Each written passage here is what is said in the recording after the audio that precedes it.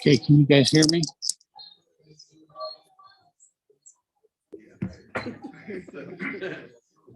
Okay. Good afternoon. Oh, good afternoon. We welcome you here to West Valley City's study meeting. We note that we do have looks like we've got all council members participating. Yes, so full quorum tonight. With that, we'll come to order. We will first deal with our minutes of November 23rd. I move for approval of those minutes. Second. Properly before us. Not hearing any further comments, then without objection, the minutes will be approved. And hearing no objection, the minutes are approved unanimously. Okay, then reviewing our regular meeting agenda, there are, as I understand it, two changes. And Nicole will help me with these, but the first one is you saw an item that was added there for the presentation that Representative Wright will be here to do and before our public comment. So that's an addition. Any questions on that? We got an email on it, Yes. or at least I got an email, so. Okay, the second one is that the item on the property on 3200 West, the developer, owner, whomever has requested another week. So we will, Oh, it's not on today then? well, it's on the agenda, but we'll just make a motion to, move it to next week. And then we'll see where they go from there. Any questions on that? Okay.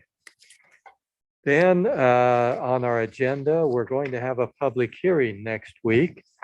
Application GPZ-15 2021 on property at 3702 and 3716 South 5450 West. Now, as a part of that application on our agenda, we'll have ordinance 21-66, ordinance 21-67, and resolution 21-203. And those are the traditional general plan change, zoning change, development agreement. Okay, so It's Steve Pastor. Come here. yeah. For so long, I was used to him and popping up on the screen, now I have to turn around. Thank you, Mayor. So I'll pull up the presentation here and go through this application. So the property here you can see is on 5450 West.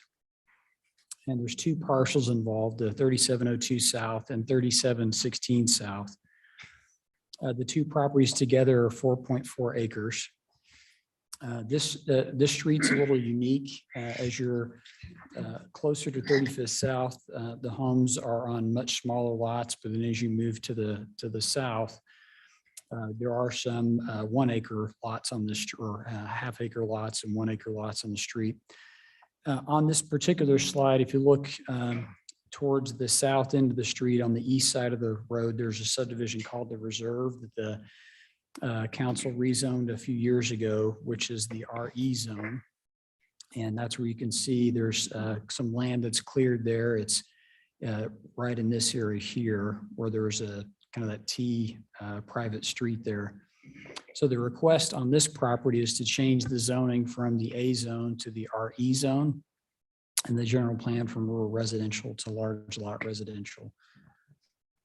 Here's just a close-up of the property. So there are on the two parcels, there's a home on each parcel of these two pieces. Just a plat map of the property. So this is the home that's on the northern parcel. So this is the older of the two. This is looking west at the kind of the mid portion of the property. This would be the home to the south. This is looking north along 5450. Most of the street actually does not have curb and gutter. This particular portion on the east side does. The majority of the street does not have curb and gutter. This is looking to the south, so the property in question's on the right-hand side of the screen here. So just to give you an idea for the reserve subdivision, so it was 8 lots total, again to the south of this. This is one of the homes that's being built right on 5450. This is one of the homes that's kind of tucked in behind off of 5450 off the private street. Another one of the homes in that subdivision, and then one more. And then finally, this is the concept plan that's being proposed. So in this case, north is to the left of the image. So you can see they're showing, in this case, they have 3 flag lots that are being proposed. And really a function of that is the property is about 330 feet deep. So it just makes it challenging trying to get a street to access given the dimensions of the property. But they're also showing a private street a little bit left or north of center here that's providing access to these lots. That if I get my cursor, so this is the private street here. And so that's providing access to these lots towards the back here. So altogether, there's 12 lots that are proposed. The developer, which would be Hamlet's Development, is proposing a development agreement that is very similar to what was done for the reserve subdivision that's to the south. So it's our previous housing standards, which are the larger homes, so the 3,000 square foot multi-level and a 2,000 square foot rambler, along with our other housing considerations.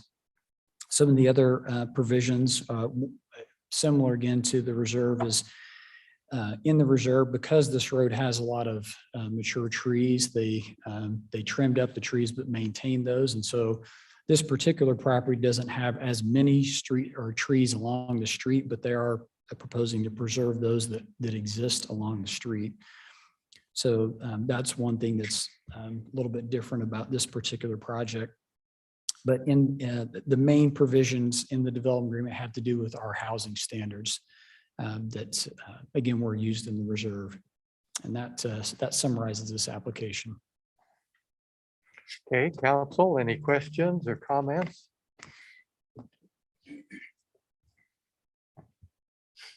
Nice to see another RE subdivision being built. Yeah, it is nice. The only drawback it has is, of course, the flag lots. Those are allowed under our zoning, but oh man, Never got around to changing it. yeah. Those, especially the two in the bottom right-hand corner where those long, narrow driveways to them.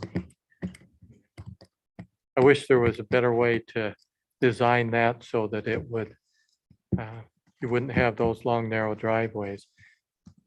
Now, what is the frontage on these two in the upper right-hand corner on the street? Yes, sir. So the RE zone requires that there be a minimum frontage of 100 feet. So that is one provision in the development agreement they're asking for an exception. So the 2 lots in the what would be the southeast corner of the property, or on the upper right in this case, would be closer to about 90 feet. So they meet the area requirements, but because of the access for the 2 flags in the back, they're needing or requesting an exception there.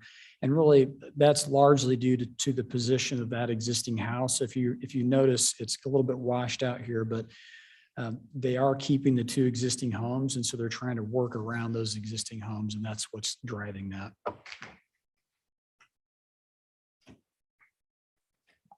What's the depth of the property from top to bottom on that? So east to west, it's 330 feet. I don't recall north to south how how that distance there. Steve, are all 6 of the homes on the private street, do they frontage on the private street, or do those 2? Are So they on 54? one of the other provisions in the development agreement would be that any new homes that are on the lots that are adjacent to 5450 would actually face 5450. And the idea there was that felt more in keeping with the street. So those 2 would face 5450. The other 4 would be off of the private street. Okay, but all 5 lots then that are on 5450 would face 54. Correct. That is addressed in the agreement.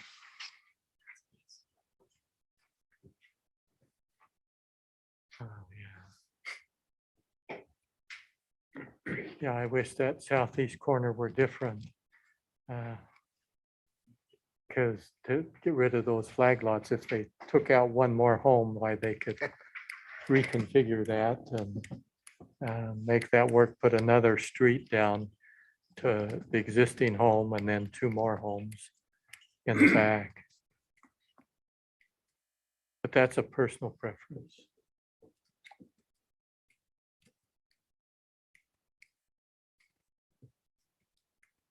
Any other comments?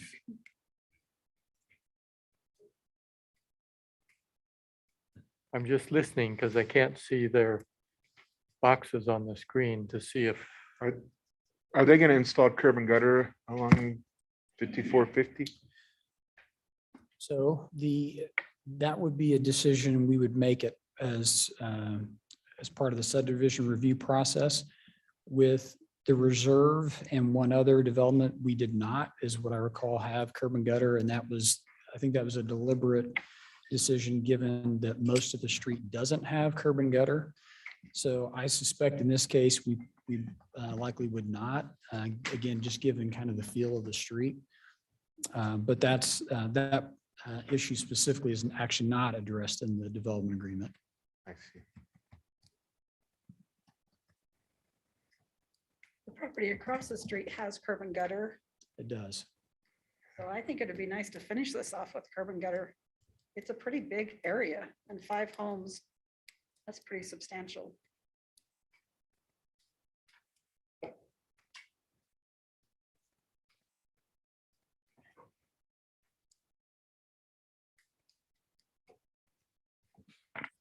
And I certainly, if that's a concern for the council, that the development agreement could be amended to specifically address that.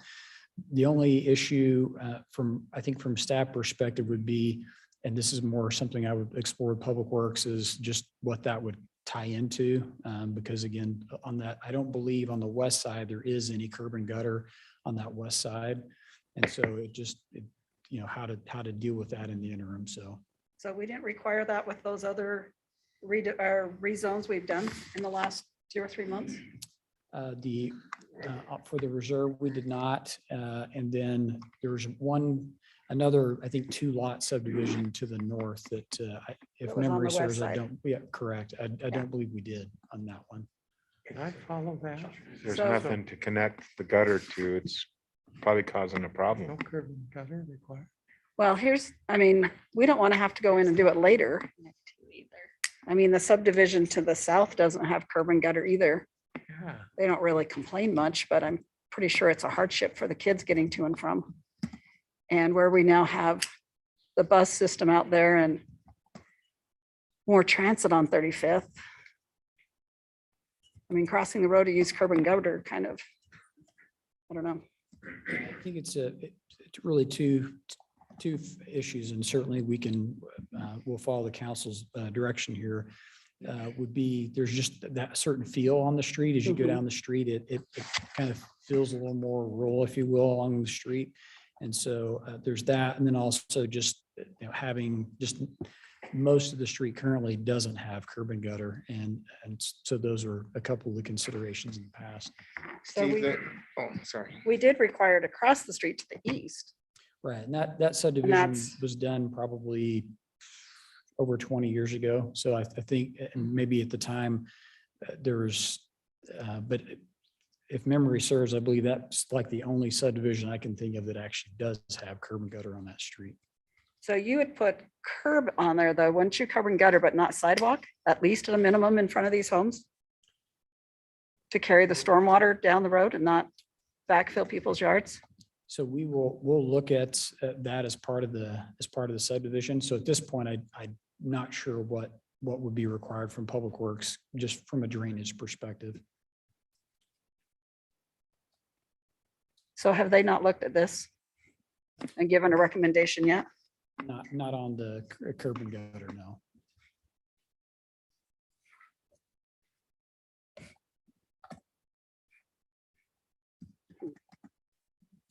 Is that everything? Okay, we're elected. I have to say that at least. Are you Steve, I done? thought I had one more. Yeah. I'm Yeah. done. So my question was gonna be, when was that subdivision with the curb and gutter put in? And that was answered. And that was before we had, many conversations about the unique character of this street, and we want to keep it the way that it is. And as these other subdivisions have gone in, and we did not require that, did we ask for or require a delay agreement or have a delay agreement, or we just didn't require it at all? I'm not sure if we did do a delay agreement, but I can certainly look into that and have an answer for next week for sure. And as we know, those delay agreements usually don't mean anything in the future. They get delayed perpetually. So the real question is, I don't, we have 40th West and other places where we have a little bit of sidewalk, no sidewalk for a long time, a little bit more. I don't think that's better than being consistent one way or the other. I almost wish in this case, we didn't have that sidewalk across the street, or Yeah. that it was all Mhm. developed, but.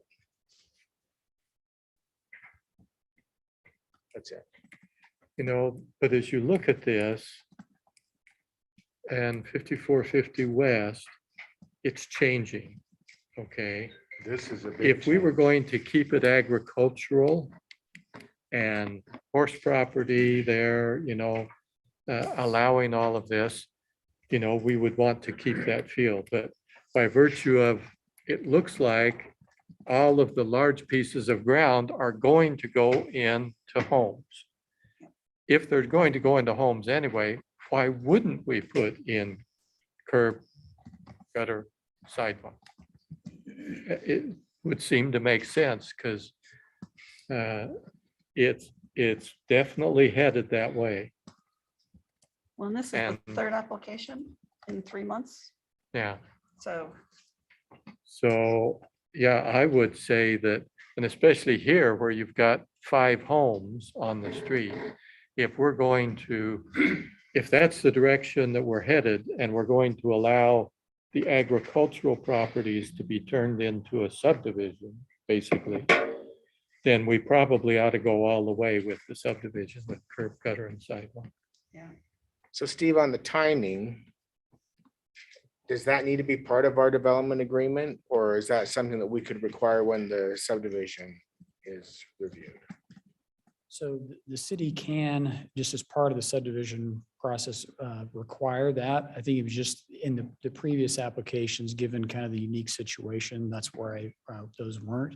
So we could, if we wanted to reiterate that, we could put a development agreement provision saying we are going to require that, but it's already in the ordinance. It's just should be really, there. in the other two instances, it's again, given the unique character of the street, so. So in those other two, we couldn't go back and require it now. Right. I want to say the way we would have done that was through a development agreement. But again, I'll look into the specifics on the other two and have like or the history on those two.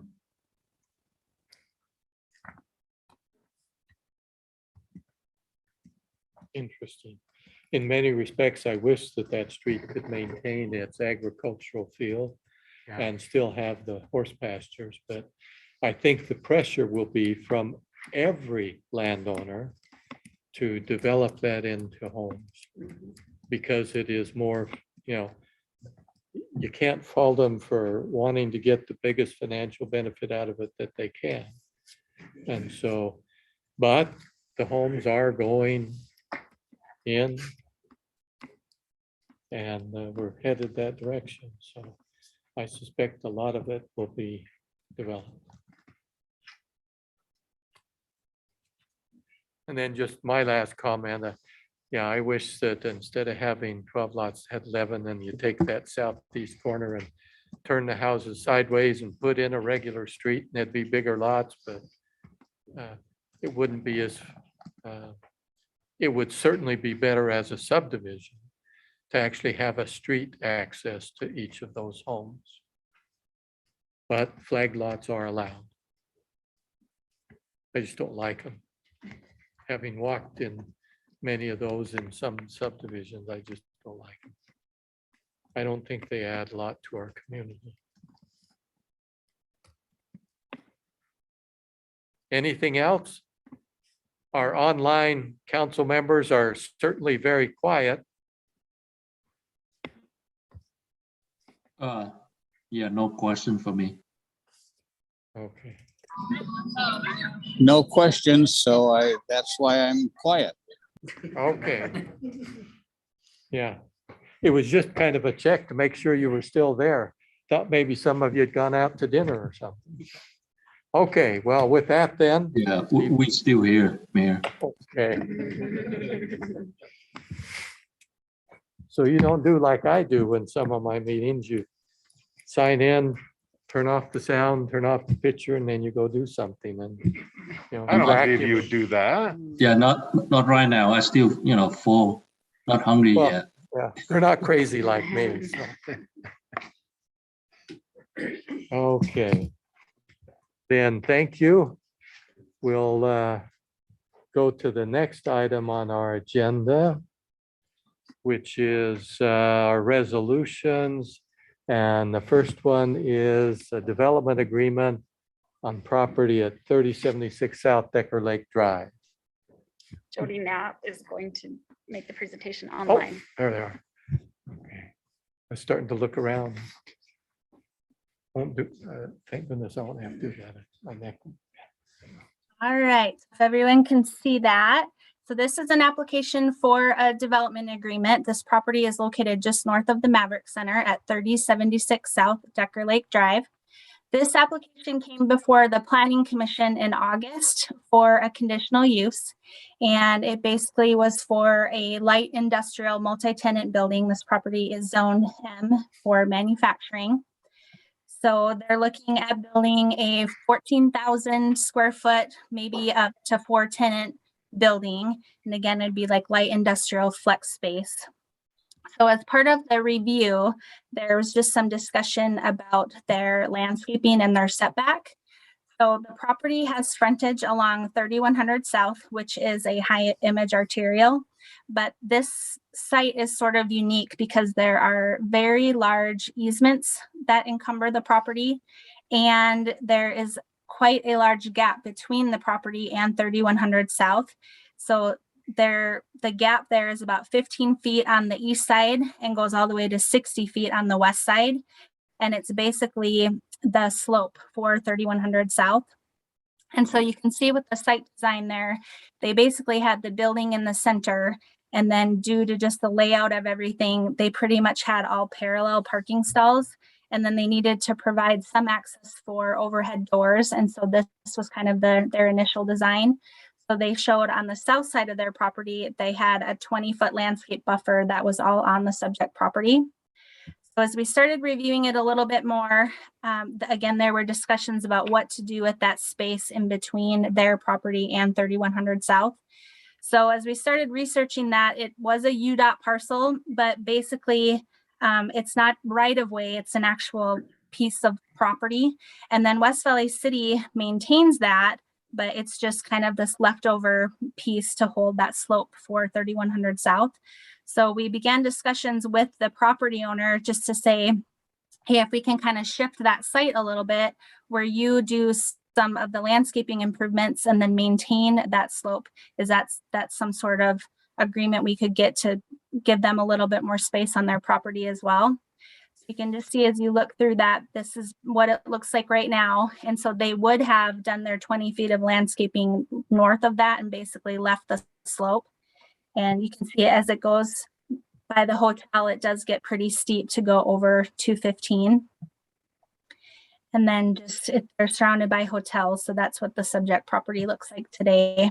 And then looking back towards the Maverick Center, you can see the tracks line there and then more of that slope. So to the east of this property also is the Decker Station Apartments. And so they are doing quite a bit of improvements there as far as landscaping goes as well. And then cleaning up the park strip area. So that was also something we discussed with the applicant, is even with that gap, they were still going to complete those park strip improvements. And then, so just another picture of that. So the apartment complex would be to the east, and then they would be looking at improving that space in front of their site. So they basically redesigned the application. And so then they were able to keep the same amount of parking, but just make it a little more usable. So now they have the regular 90-degree stalls instead of the parallel stalls. And then they're basically looking at doing, so shifting the improvements to the south. So they would have 5 feet of the required landscaping on the subject property. And then an additional 15 feet would be in that extra space. And then basically they would still do all of the improvements out to the sidewalk. And so this is what their landscape plan would look like. So we're mostly just looking again at that south side there. So they would have their 20 feet of improved landscaping that's required by section 710 for high image arterials. And then the space that's remaining, they would just basically add gravel mulch to that and do a decorative pattern just so that it was completed, but just due to the slope, not put live plant material in there, and then again, complete the park strip. So the property is currently part of UDOT's ownership, but they are looking at or working on surplusing that property. So that would go to West Valley City. And then the development agreement would cover all the conditions as far as doing the improvements and maintenance of that property. And so we just have those development standards attached as an exhibit. So again, they are required to do the 20 feet of landscaping per 710, but just doing 5 feet on the subject property. And then the additional 15 feet would be on that other parcel. The 710 ordinance does require 50% live plant material and 50% lawn, but due to the slope and then also to coordinate with the Decker Station Apartments to the east, we're just recommending not doing any lawn. So that's where all the gravel would come in, then the 50% live plant material. And then again, that they would be installing and maintaining that entire section. And then West Valley City is just working through the surplus property process with UDOT. And then the last condition would be that the gravel be at least 3 inches in diameter, just since it will be West Valley City property. That's just sort of a standard we have so that the gravel stays in place and better, and it doesn't become like pea gravel or a mess in the area. And so that is the agreement. Okay, Councilman Bueller. Jody, question. So make sure I understand this property, the slope, we're going to be obtaining it from UDOT, keeping it as our own, but the property owner will do their landscaping there and basically have that be the buffer. Is that right? That's the plan? Yes. So why don't we transfer that property to the property owner and increase the value of that property rather than having it be ours and maintained by somebody else?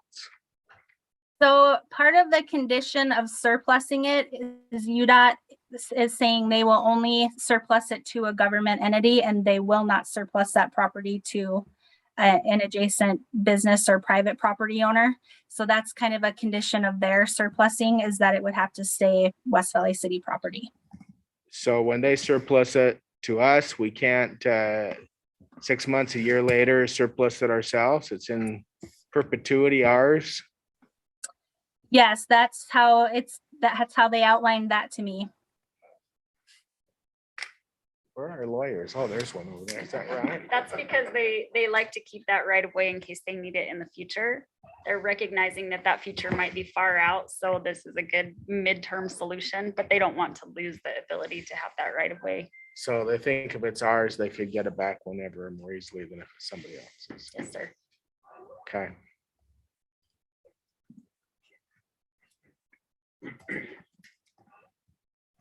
Doesn't happen very often, but definitely a unique solution to an interesting Well, problem. and I don't mind having the landscaping. I think, that ought to be where it is, and that's fine, and accommodate the builder, but just seemed odd to me that we would even keep it or entertain keeping it.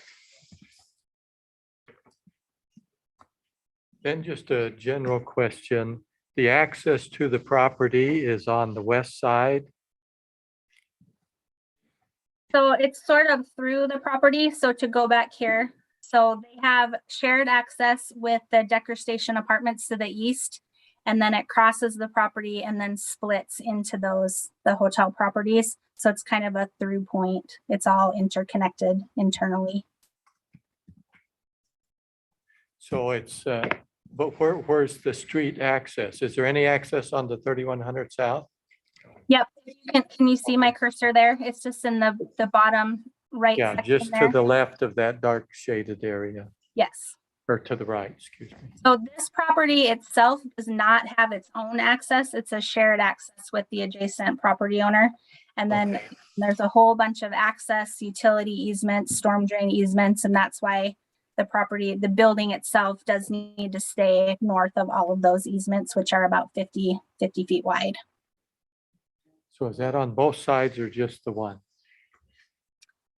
Both The- east and west, Just east. just east. So if you look at this picture here, you can see where the road kind of already is being used. Yeah, I saw that one. And then there's so- the roads to the north. I think it's going to be similar to that pattern still. Okay. Well, it looks like there's a road on the west side. That's why I wondered about. Oh, that one going through. Mhm. So Jody, will that one to the north connect east of this property? So this Go back to section north of the building here, this is a dumpster enclosure, and then this is all landscaping here. So I'm hoping you can see my cursor. So initially, they were showing full drive access all the way around the building. And then this current design does show it basically like dead ending on the north side of the building. Is that what you're asking about? Yeah, because we have a stub street coming from the north. If you go up a few, Yeah, let me go back to the aerial. So the current design this one, showing it dead ends here, their okay, site. But I have pointed that out saying, let's run this through the fire department. So that's sort of a preliminary design. Because especially if it's a light industrial type use, depending on what the tenant is, the fire department may require a drive access all the way around the building. But so that would just be that one connection point, their own property. Then as far as access goes, you have this access here from 31 that goes around and then splits to the hotels and then goes north to this road. so that substreet right in the middle there between Decker Lake, yep, that one. Is it just going to be a dead end or is it going to connect to anything? That will go into the apartment development. Which I think is right here. I believe that's still open. Okay, Yeah, I'm just not 100% sure on that because that's the other property over, but This property will have access from the north and from the south. yes. yeah. That's this road here. I guess. Uh-huh.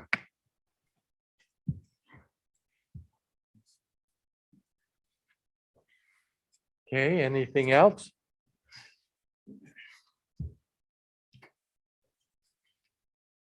Not hearing anything else. And I guess I should have mentioned that that was resolution 21-204. So now we'll go to resolution 21-205, a resolution stating the position of our city on the Bangerter Highway Grade Separation Project or the overpasses. So So Mayor, we have Dan here who could speak to that, but also unless the council has specific questions for him, you'll recall this is a result of the Avenue Consultants work product that we as a council, that you as a council, that we as a city went through several months of effort to work through and understand. This resolution is a statement of the council's position with regards to that work. So if you have questions or other things, I can have Dan come up, or if you want to make sure it really is a restatement of your position, we think we've got it, but if it's not satisfactory, we can make tweaks. Now, as I went through it, I thought it covered everything except, and this would be down in highlighted in yellow, when it talks about the frontage road freeway concept. I wanted to make sure that it indicated that between 3500 South and the 201, that frontage road, there was also an access directly onto Bangerter Highway, those slip ramps. Not that each street has them, but there has to be at least one access. And then the frontage roads from the others connect to it. And so maybe and if you can explain the language, maybe Dan could do that. That was the only piece I thought we had talked about that wasn't included specifically here. And I thought like that should be, because I know some of the comments from some of the people at UDOT was, we just won't have any access between 35th and 201. Certainly, and if you would like, we can clarify the language in the resolution so that it specifies that access will be granted via slip ramps from, in the areas between 3500 South and SR 201, where the intersection spacing is less than 1 mile, which is the standard intersection spacing for interchanges on a traditional freeway. But in the areas north of 3500 South, if you'd like, we can certainly add language that clarifies that the access to and from Bangerter and the cross streets will be granted via the slip ramps with this frontage road option. Yeah. Now, I don't mean to imply that there was going to be slip ramps for 3100 South and Parkway Boulevard and the frontage road on the 201. But between there should be at least one access. Yes. Oh, I On- certainly agree. And, access and exit. And the way that these slip ramps will work is that you would theoretically have, I mean, this is not how they would work, but because they could alternate directions, but you could have, say, if you're going northbound from 3500 South, you could have a slip ramp. You get on the frontage road at 3500 South, and then you could slip ramp onto Bangerter, and then you cross 3100 South, or you could continue on that frontage road and get off and make a left on 31 or a right. Or but once you're on Bangerter, crossing 3100 South, you could then get off on the slip ramp down onto the frontage road and then make a left or a right at 27th. And then you could go through that interchange at 27th and then slip back on. That's the way that these frontage roads works. These frontage roads work. The reason I bring that up, of course, is on the east side, you have that business area as well as residential. And they need to have access closer than 35th. And then the same on the west, the residential areas. That would be really helpful. Councilman Bueller. So this is the first time we've seen this, right? This is, yes. Why is part of it highlighted at all? I think that's because you got a version that didn't have the highlighted removed. Okay, so because I think that's drawing our attention. The paragraph above that says we want to maintain access to and from Bangerter at 4700, 4100, 3500, 3100, 2700, 2400 South SR 201, South Frontage Road. And so I think we're covered there, actually. Yeah. Is that right? It is, that language is in there, yeah. It's But we don't talk it's about item the number slip 2. ramps the way that you've Yeah. mentioned. And I think actually, Resolution. we're not giving it to them highlighted. This is like the only thing that we care about, because there are other conclusions and suggestions in here that I think are more important. I just was wondering why, this isn't like a change for now we've added this or anything. No, It's the just- highlight was actually inadvertently, I must have given Nicole the wrong version that the highlight was, I believe, meant for some city discussion to highlight it. Okay, because then I'm okay with it. I just wouldn't want it to be highlighted. We'll certainly take the highlight out. Well, We wouldn't send them the issue paper anyway. We're Oh, sending okay, them right. actually the Right, resolution. and then the But yeah, resolution incorporates everything in Okay. this. yes.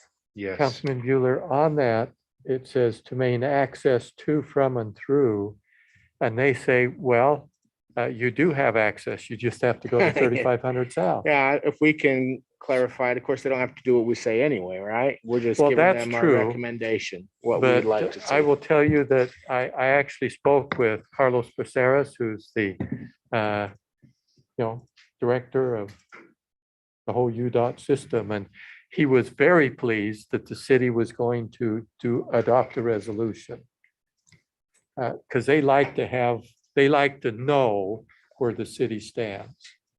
So, and I hope this represents it. So even with those there, a slight change in the language that includes slip ramps between those areas and access, because not each of those will have access directly on. Some of those will be frontage road. Yeah. I just want to make sure that that slip ramp access and exit, or should say access and egress. Ingress and egress. We can certainly add that language to the resolution. Just to clarify that, I want to make sure that it's clear that they can't just put a frontage road along that whole thing. Because I did see one of their, one proposal that had that, and I sure didn't like it. That was one of the alternatives that we evaluated, and Yeah. certainly there were many reasons we Yeah. didn't like it. And I don't think that that's what the council Yeah. wanted. So I think that more we can say about, we want cross access and access to and from, the more better. Yeah. Okay, so I think you got the sense of that, Yes, sir. and maybe some, if you could have some modified language for next week, why Yep. that'd be great. And you can send it out before then too. if you Sure. want. We'll get it cleaned up. Thank you. Thank you. Okay, thank you. Anything else there? All right. New business scheduled for next week. Application SMI 6/2021. Property at 3513 to 3671 South Constitution Boulevard. The Valley Fair Mall lot. Steve Lehman on. Oh, there he is. Yes, sir. Go ahead. Thank you, Mayor. Steve Lehman with the Community Development Department. So this application is a request from Brian Moss representing the Valley Fair Mall. The request is to create individual lots for those parcels that exist along 3500 South and 2700 West. And since all of these applications would have been essentially the same, I just prepared one issue paper to address all of them at the same time. So we do have a couple of illustrations that show what is being proposed here. So this is the aerial of the Valley Fair Mall. The portion that's highlighted in red here is the area that is being reviewed as part of these applications. So they show the two pieces of property adjacent to 3500 South, and then the others on the east side of 2700 West. And then the parcel just to the south is the In-N-Out Burger, and then the recently completed Panda Express. The next illustration shows the general layout of how the lots would be configured. So you essentially have 4 subdivision plats with individual buildings, and then you've got 2 of those plats, lots 3 and 4 and 7 and 8. That would be 2-lot subdivisions. We included a letter from Brian Moss with the mall that they essentially outlined the reasons for the subdivision. They're not sure, first of all, that they would even sell these lots, but if opportunity presents itself, they would like to be able to sell these individual lots and use those funds to reinvest into the mall. Primarily, Brian mentioned in his letter the interior of the mall, but it certainly wouldn't preclude them from doing improvements to the outside as well. So we do have a couple of photos just to put into perspective the areas and the lot. So this is the Deseret Book, the H&R Block, the Edible Arrangements building, which is the easternmost lot. So this building becomes one lot. The next slide is lot number 2, which is the Olive Garden. The next slide shows lot 3, which is the old TG Fridays building, and then the Cafe Rio building. And this is 2 individual lots in one plat. The next is the building to the south, which is the Bank of America. This is right to the west of the Zupas there. And then the next lot is the Petco building. That will be a lot in and of itself. And then the next building is the Jimmy John's and Wingers. And then the last lot would be the Wells Fargo bank property. We did include the subdivision plats themselves, very simple applications. I'll just have Eric scroll through those just so you get an idea about what their makeup is about. So once again, going back to the purpose for this, the mall feels that retail's general direction, especially with malls, is causing property owners to sort of reinvent themselves, think creatively and outside the box. And they want to make sure that their interior components, as well as the other portions of the mall, succeed. And he believes that this is one way that they can certainly do that. All of the properties here meet provisions of the C2 zoning with regards to the 20,000 square foot minimum requirement. Staff has reviewed all of these applications previously for parking, landscaping, and none of those change at this point in time. One thing we'd like to point out is that by subdividing the properties, the mall has separated themselves from these individual lots, meaning that the owners, if somebody were to buy, say Olive Garden were to purchase their property, they certainly are subject to the operating easement agreement that the mall has in place, as well as parking, shared access, all of those things. But they would not have a role in future development of the mall. So the mall continues to evolve, redevelop.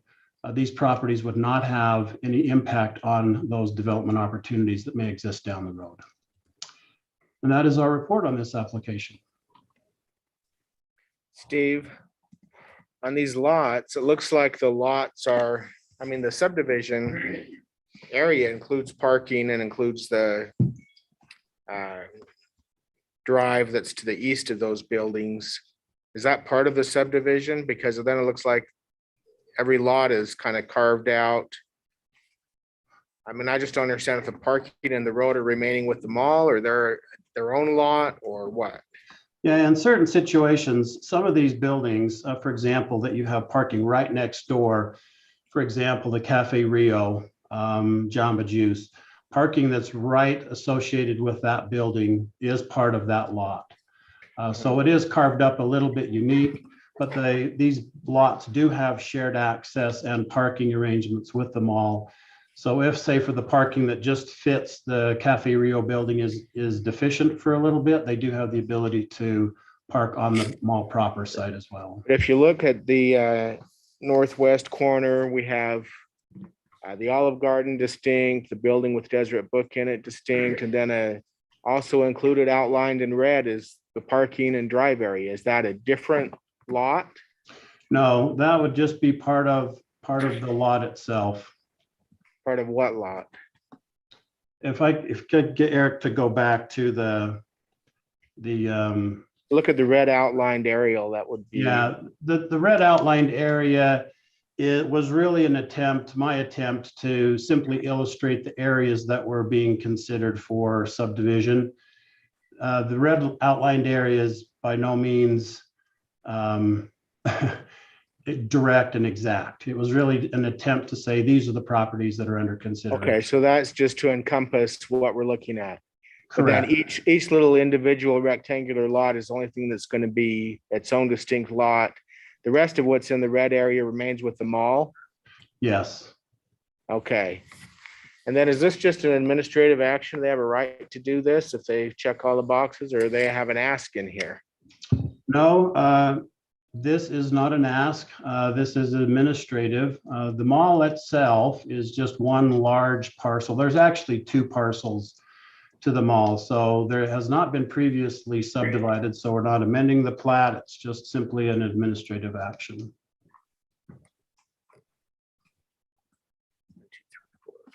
If I may, just make a comment. I asked these questions earlier. These changes will not change the look, feel of the mall. Everything will still function as it currently does. Yes, They will still be bound by the city components of ordinances and building requirements. So they can't come in and tear that down and build something totally different without the city being involved.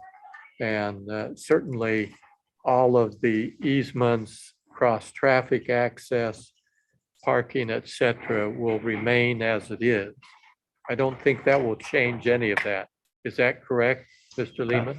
that's correct, Mayor. Any change or modification to the building, because this has gone through conditional use review, would be subject to that as well. That doesn't mean that a building couldn't be taken out, but if it is replaced, that would be subject to the city's review. So we have development agreements to run with the land? This application, I'm not sure if we have a development agreement or Okay. not. A previous development agreement when I mean, what do we have that requires that this property maintain its general Yep. pay? We have a development agreement, does run with the land, the subdivision application and subsequent subdivision doesn't erase that. So even though it's C2, they have to comply with what we agreed to Yes, sir. allow Yeah. before. And That's so correct. even though we end up with 9 owners instead of 1 owner, all of our requirements remain in place. That's right. I guess the way to state that is the only change taking place is that since an occupant of one of those buildings, instead of leasing it, they're going to buy it. Perhaps. Yeah. they have the Yeah, option. they may or may not. That doesn't mean that'll actually happen. So on lot number 1, is there just one business in there? No, so lot number 1 is the Deseret Book. So there are multiple businesses in that lot. So does that make it a strip mall and it has to be 1 acre? No, so you could actually have one owner, and I'm not sure who that would be. Once again, it's subject to, even if the mall does sell that particular piece of property. It So doesn't become a shopping center. And what's the difference? Explain the clarification between those two. I mean, to me, a strip mall is more than one occupant in a building.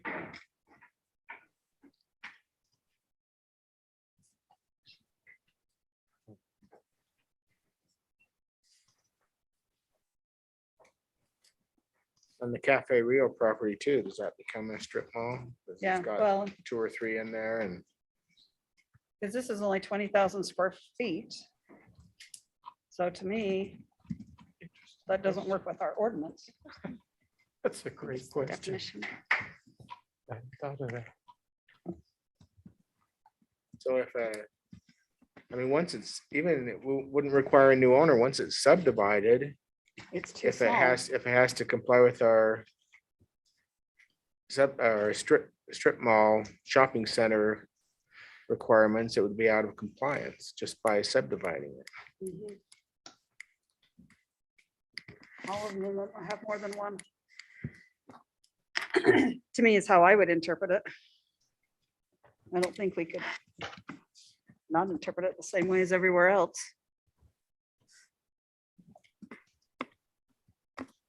Okay, so who's going to clarify that for us?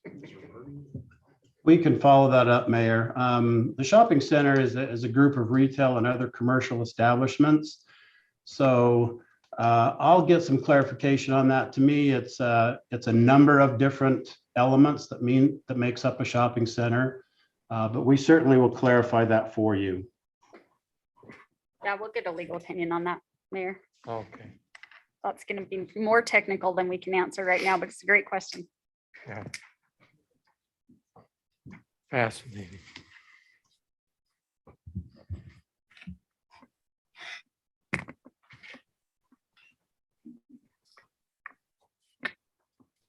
Anything else on that particular issue? We will have that for next week. Yes, right? yes, sir. Yeah, because We'll have it otherwise, before. okay, Yeah. I was gonna say we should continue it till Yep. next year if we don't have a definite. If you continue it, I'll be left out. Yeah, I agree with you guys. I think Steve need to bring it back sometime next year, try to get that straightened out.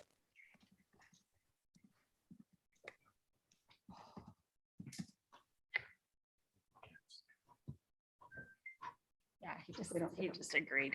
Just want the information. All right, then we'll move on to our next new business item for next week. That's PUD 6 2021 at 3745 West, 4100 South. Fascinating change here as well with the old Granger Medical Office Medical Building. And doing something very similar. So It's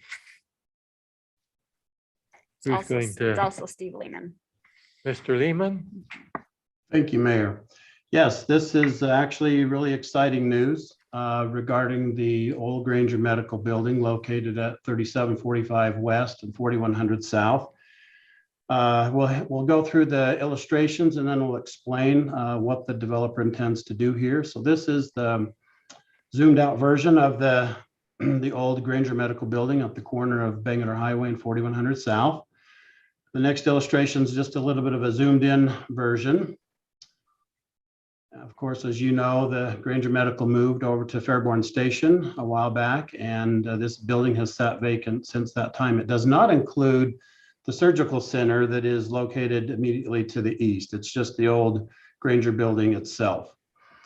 We did take some photographs just to, for those of you who may not have driven by here recently. The building, although it's been vacant, the site has been well maintained, and there are additional improvements that are proposed here. So this is looking to the south across 4100 South. The next illustration is along the west side of the building. And the next illustration is looking on the east side of the building. This illustration is looking back across the parking lot towards Bangerter Highway. Landscaping has been maintained really well, so it was nice to go visit the site and see that it has been in good shape. The next slide is just looking to the south across the back portion of the parking lot. The next illustration is looking to at the back of the building. And the next slide is looking to the east across the back parking lot. And the next slide is looking, I think, back towards the north. You can see the overpass there on Bangerter Highway. And then the next slide is the outline of the potential condominium. So this is an existing building. It's on 7 acres of property. And the next slide shows what is proposed here. So what Mr. Hensey would like to do with back development is condominiumize this building for the purpose of medical and office condominiums. As opposed to just one landowner, he believes that having the ability for individuals to purchase a condominium would be a benefit to the city and to this site as well. To date, they've actually put about $600,000 of improvements into the building with some interior improvements and modifications. We did include in the issue paper some of the things that they are proposing to do with improving the exterior, resurfacing the parking lot, a full roof resurface, updating the software in the building, improving the exterior lighting with LED systems, as well as the interior lighting system. So once again, the purpose of this application is to simply create individual spaces for people who would like to buy their office space. I did ask him if it would be medically related, and he said that was the intent of the building when it was constructed, and that will be their intent, is to sell those spaces for the medical community. And that is our report. Any questions?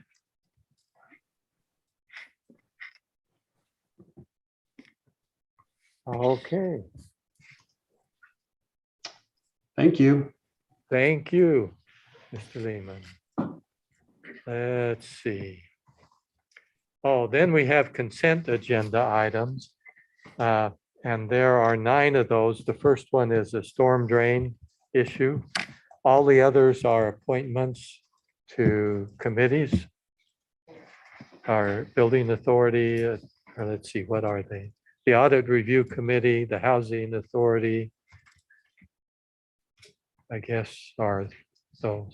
And the individuals involved are, with the exception of one who's new but known council member, or will be a council member in just a few weeks. So this is pretty straightforward. Any questions or concerns on any of this? Okay.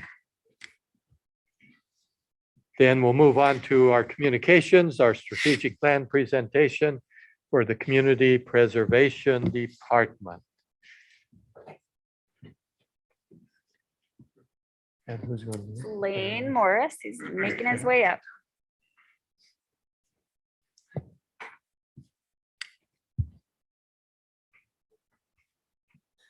Thank you, council, for the opportunity to come this afternoon and review a little bit of the goings on with the Community Preservation Department. I don't have too many slides. I will get right to them. I think we're starting out with Animal Services as one of our divisions. If you'll notice, I typically report on Animal Services, cats and dogs separately, but I thought we'd go for cats and dogs living together and combine those.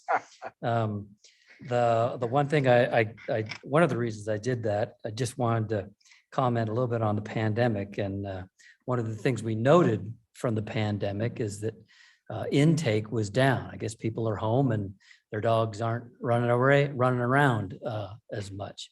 On the other hand, when we looked at our dog bites were up significantly. So our animals, I guess on one hand, might have been glad to see us home, but got frustrated with this, I guess. So I also put in here some of our skunk and raccoon referrals. When I mean referrals, I mean people who've called up to inquire about skunks and raccoons over the last couple of years. Those calls were just anybody who's called up and the word skunk and raccoon, frankly, was mentioned and made it into the report. So a lot of those, most of those are people simply asking what they should do or what they can do to deal with skunks and raccoons. And so most of those are just question and answer from our animal services people.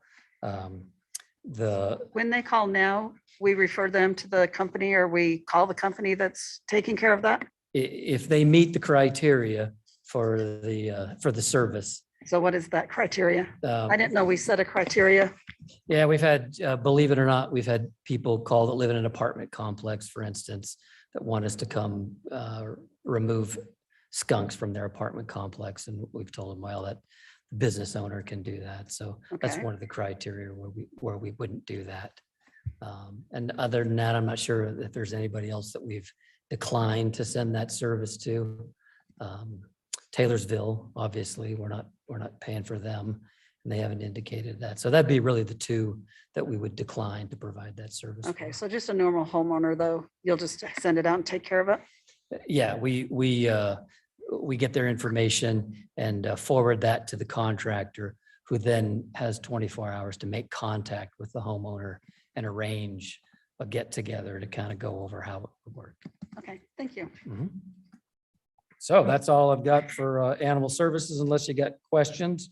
Sorry, I think I just bumped this. That was me, sorry. We have one more back. There we go. Code noncompliance, we've done our annual survey, and this year we're down to 11%. Really, it's not that much different from last year, other than some percentages. I think last year we were at 11.7%. This year came in at 11.1%. So essentially about the same as last year. Yes, Mayor. When you say the survey, so this was just their responses? This is not tickets issued or anything like that? Yeah, no, I appreciate you asking that question. There seems to be a lot of confusion out there regarding how what we do and how we do it. The code enforcement, the code compliance survey, we have an independent contractor who we pay each year to go out and simply drive all the streets of West Valley City and look for violations of the code. And when they do that, they note that, and we compile those. It's really almost, almost entirely, it's just my internal record keeping, which I use to evaluate the code enforcement officers. As you know, they each have their own individual beat where that officer is the officer in that beat. So when we have that contractor get that information into the database, and I can pull that up by beat and then sit down with each individual officer and go over how their beat looks this year. Years and years ago, we used to evaluate officers based on how many cases they did, which is, as you might imagine, if you're going to measure the number of cases somebody does, that's what they're going to focus on. And not that the officers are trying to be deceptive or anything like that, but you get officers that are, because they're rewarded for the number of cases, the easier and quicker the case, the more cases they can do, which is true, but it doesn't have an effect on the city. And so by measuring, instead of the inputs, measuring the outcomes, which is the condition of the city, which is entirely a function of that survey. It's got nothing to do with how many cases an officer did. That's part of I'm sorry, go ahead. No, it's just this consultant that does the survey. Is it the same person, or is this a change but different people? It is. I hope she Same doesn't. company? Yes, I hope she doesn't ever quit, because she has history. She understands what we're looking for. Everyone thinks they're a code enforcement expert, but we've got her trained on these are the 5 things that we need you to evaluate and how she should evaluate them. And that's kind of an ongoing discussion, but she ends up with that database each year. And so we can see how we do year to year. The slide you're looking at it's helpful to you to know how code enforcement is doing, year to year, but it's most helpful to me and why I designed it and why I implemented it, because it allows me to see which officers are doing a great job, which officers aren't. Yes. So we used to have somebody in the office do it. When did we switch over to an outside contractor? When she retired. When your employee retired? Yep. And so this service, how long does it take them to do it? It's about a month. About a month to do it?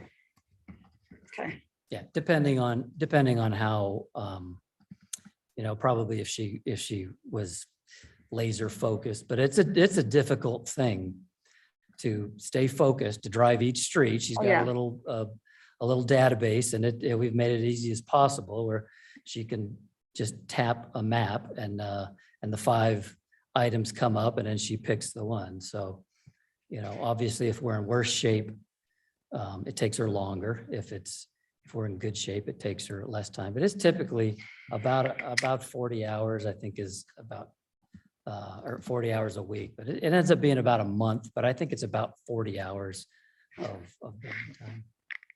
Lane, Yes, yeah, you hear me? yes. Yeah, so we hire an independent company to do that, not our officer, to go out and check. Yes, we want somebody who is unbiased, who will give us the call it as she sees it with no connection to the officers. And she's been gone long enough. She doesn't know she doesn't know the beats and she doesn't know the officers in the beats. So it makes it a little more unbiased where we can sit down with the officer and explain to them how it turned out. But here, Lane, if she go out to do that, how the people are gonna react? Because the citizen here in the city say, well, who are you? Come here and tell me what to do. No, she doesn't do that. Yeah, and she's not doing that. She's sitting in a car, driving up and down the street about, 15, 20 miles an hour. And when she sees a property that's not in compliance, she taps the screen of her iPad, makes a mark, and then moves on. There's no contact between her and the public or the officers or anybody. She's simply somebody who we've reiterated to, myself and Wayne as well, that if it's better, it's better. If it's worse, it's worse. The city's big enough, you can never tell how you're going to do until the data is accumulated and put in there. Every year Wayne and I talk about this and he says, you think we're better this year? And I said, I don't know. It's kind of a forest for the trees type of thing. Yes. And Lane, this survey is, this is for internal use. This doesn't become a referral to the officers that these are all the houses that were checked and you ought to go look at them. This is just a year by year comparison of how we seem to be doing. It doesn't mean that 11% of our homes were cited this year or received a courtesy notice. Doesn't mean that in spring of 2008, 43% of our homes got a courtesy notice. It's just this one independent set of eyeballs giving us kind of a picture in time of what's going on. That's right. And the value is really relative 1 year to the last year. It's never completely accurate. For instance, the basic 7th grade math is you take the number of violations that have been recorded divided by the number of single family homes, and that's your percentage rate. It's not difficult to figure. Will never be accurate because homes are always being built. So the last time, because it takes IT a considerable amount of work to pull up all the parcels in the city and then start to parse out single family homes. They're single family, it's correctly zoned, but there's no house built. And so we have them do it about every 3 years. So we're always behind on the actual number of single family homes in that calculation. I think we're in the 2nd year. I told the officers we'll do a redo of that again next year so we can, and the reason why we do that is simply because I'd like each of the officers to have the same number of homes in their beat so that it's fair. Everyone's got about 3,000 homes in their beat, which is why you see the beats change over the years as we've had to adjust it in order to keep about 3,000 homes in each beat. Supervisors are less than that because they're doing other things as well. But it's an internal thing for my purposes that I use to evaluate each officer, how they're doing. We combine the results of their beat with the number of cases they do, the outlook on their cases. Some officers, for instance, write a ton of courtesy notices and not as many notices of violation. And that tells you something about that officer. It tells you something about the beat. Each one of our beats is surprisingly different in the approach that's required in that beat. And so comparing the results with the input that the officers have done, as well as how assertive they are. Some of them are, I look at the pictures and say, I would not have passed that off. That's not compliance to me. Some of them are the other way, where I say, I think you're being nitpicky. There's enough low-hanging fruit. Let's focus on that. So you got 9 different officers, 9 different personalities. They all have the discretion.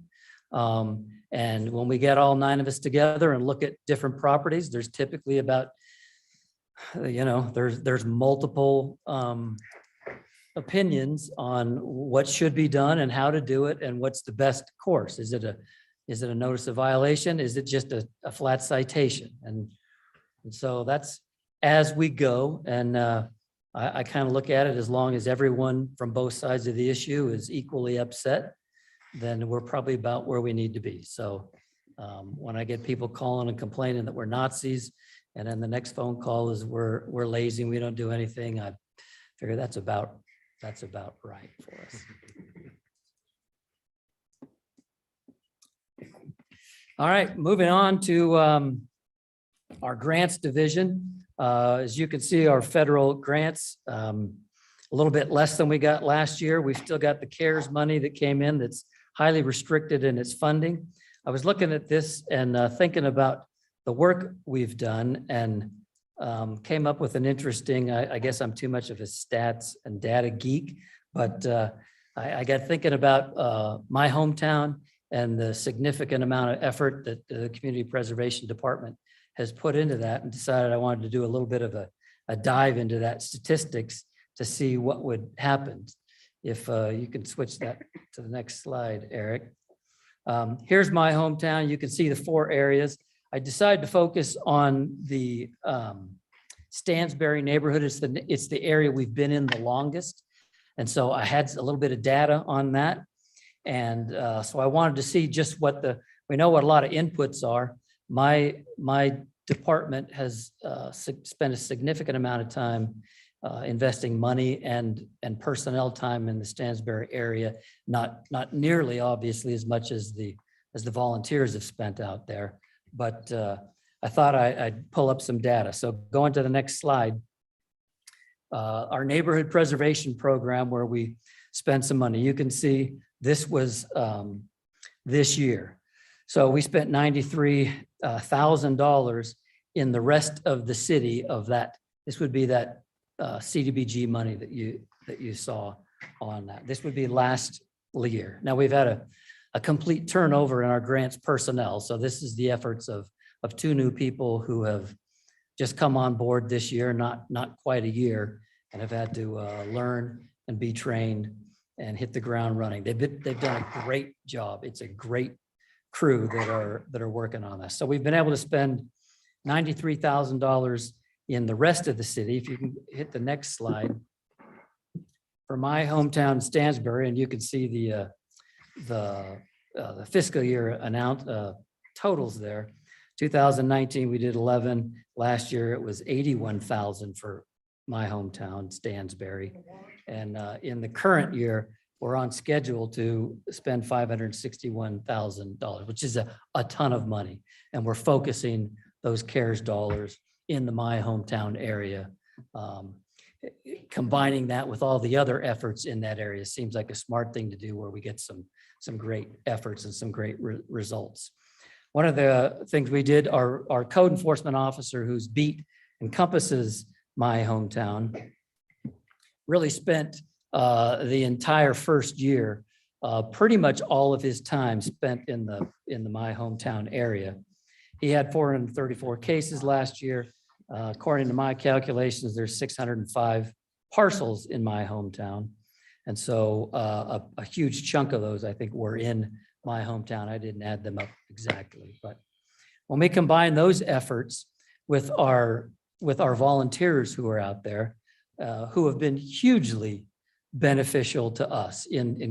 I've had several code enforcement training sessions with those volunteers to kind of help them understand what code enforcement is, what we're looking for, and so that they can go out there and be kind of that liaison between the city and the residents, where when one of the residents has an issue with code enforcement, they can kind of take them under their wing and say, I understand what West Valley City is looking for. Here's what you need to do. Here's how we can help you. And together we can get through this. We've seen that pay off huge dividends. That officer who spent essentially the first year all in the my hometown area at the expense of the rest of his beat, has now really gone back to a much more balanced approach through the neighborhood because of those volunteers who are able to work with people and kind of even say to somebody, hey, I see you've got that car on your lawn. It's probably just a matter of time before the city shows up, and let's help you get rid of that. So they don't take the place of code enforcement there, but they are a wonderful kind of liaison there.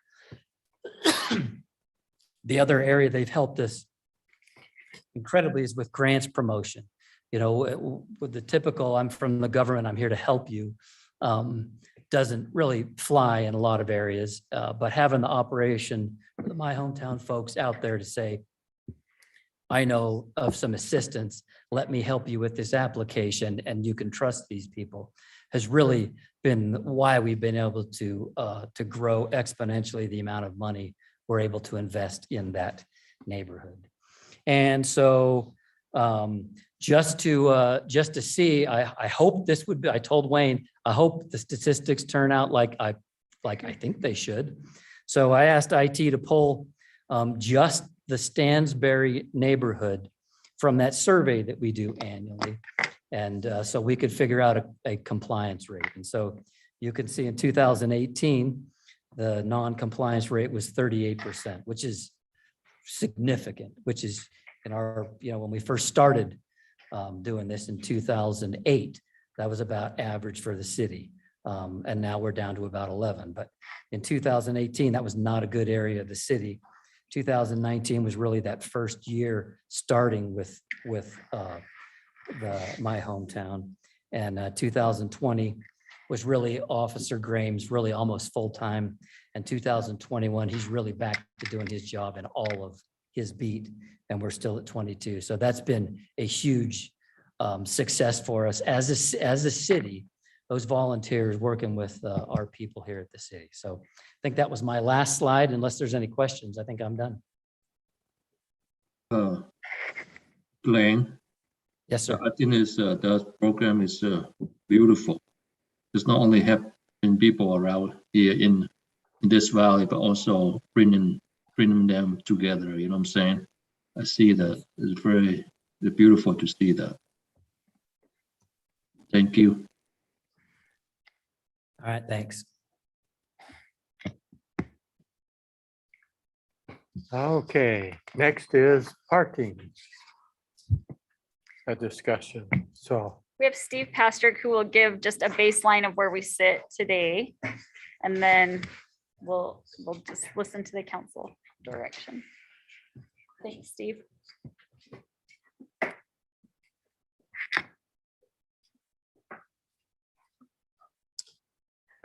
right, so I have two brief presentations here.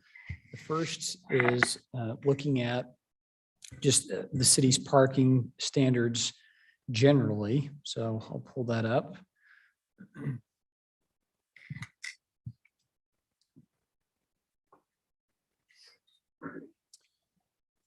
So looking at on-street parking, so this addresses restrictions for on-street parking. So just walking through here. So on-street parking is prohibited when there's an accumulation of snow or ice of an inch or more. It's prohibited for a period of longer than 72 hours. It's also prohibited whenever you have signage that would restrict timing or parking meters, things like that. Within, of course, as you know, within 5 feet of a driveway, and then within certain distances of things like a hydrant or crosswalks, entrance to a fire station or other items. So that's, again, just generally what's prohibited in terms of on-street parking. And when it comes to off-street parking, and there are a lot of regulations here, and so I'm trying to give you the 30,000-foot view of on-street parking regulation, or off-street, excuse me. So first is we regulate the number of stalls that are required, and that's based on the land use. So for example, a restaurant requires more parking than, say, an office building, as an example. We also get into regulations when two sites want to share parking between sites. There's some regulations that govern that. We have regulations that get into the dimensions of the stall. So how wide, how deep, how, the dimensions of the aisles that go in between stalls.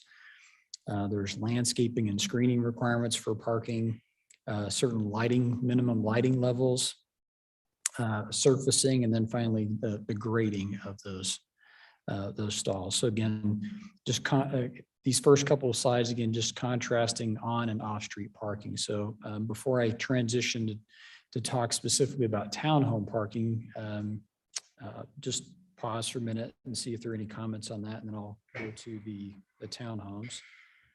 Steve? Yes, sir. Just add that in the on-street parking, it's also prohibited in a bike lane, also prohibited in travel lane. Right. And so, yeah, exactly. I was trying to capture most of them, but yes, there are other scenarios like I don't that. want everybody leaving and going and parking in a bike lane tonight because you didn't say so. That's right. So the next one here, you recall, we have, in fact, the one item that where the developers requested a continuance. We've had quite a bit of discussion about parking for townhome developments, not just for that project, but for other townhome developments. And so the council wanted to look at what our current standards are and perhaps look at maybe an ordinance change for parking for townhomes. So we want to just provide some information about what our standards are and some other things that might help in that evaluation. So first of all, our ordinance right now is 2 spaces per unit. And for a townhome, those do need to be in a garage. The code requires a 2-car garage. We actually don't require that the driveway be deep enough to park in. Now, we have done that by development agreement on some projects, but the code doesn't actually require that. Could we be on a different slide up here? Oh, sorry. I think me need to reshare here. There we go.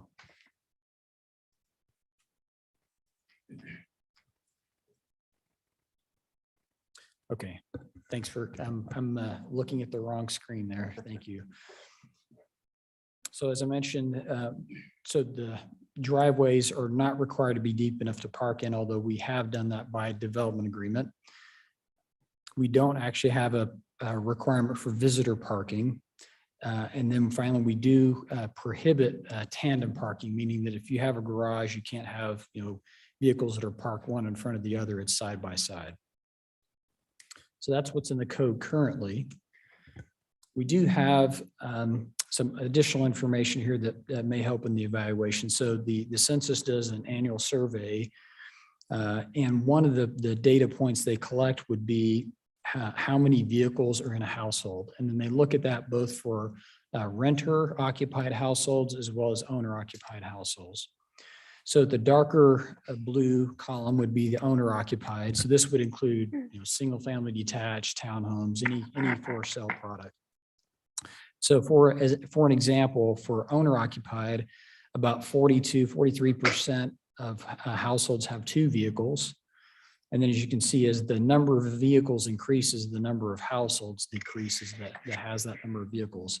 And then generally speaking, renter occupied households have fewer vehicles. So on average, a owner occupied household has 2.4 vehicles. That's the average. And a renter occupied household has 1.7. So those are the averages across the city for those 2 types of housing units.